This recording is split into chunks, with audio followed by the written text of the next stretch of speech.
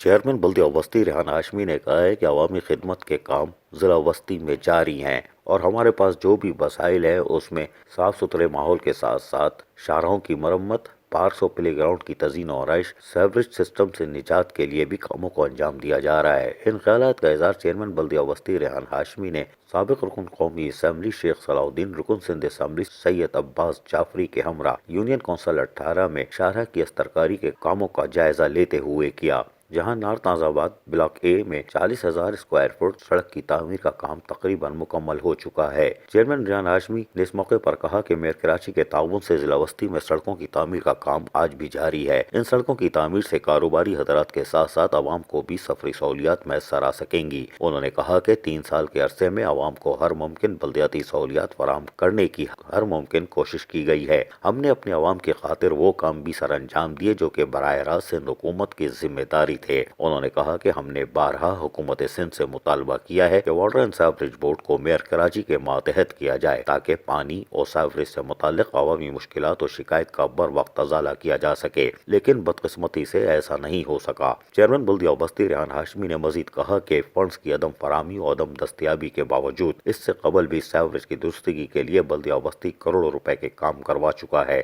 جس کا باقاعدہ کرتا سے ابس یعنی وائٹ پیپر بھی جاری کر چکے ہیں، جبکہ جس روڈ کی استرکاری کی گئی ہے وہ 5 ماہ کی مسلسل محنت کا نتیجہ ہے۔ انہوں نے بتایا کہ یونین کونسل 18 نارتھ آباد بلاک اے میں 5 ماہ قبل ترقیاتی کام کی ابتدا کی گئی تھی اور سیوریج لائنوں کی تبدیلی سے جہاں لوگوں کو وبائی امراض سے بھی محفوظ کیا گیا، وہیں ہم نے سڑک بنانے کے کام کو بھی مکمل کر لیا ہے، کیونکہ سیوریج سسٹم ضروری تھا ورنہ سڑک پھر تباہ ہو جاتی، جیسے ضلع وسطی کی درجنوں شاہراہ سیوریج کے پانی سے تباہ ہو چکی ہیں۔ عزیز عارف، KBS بلدیاتی نیوز کراچی۔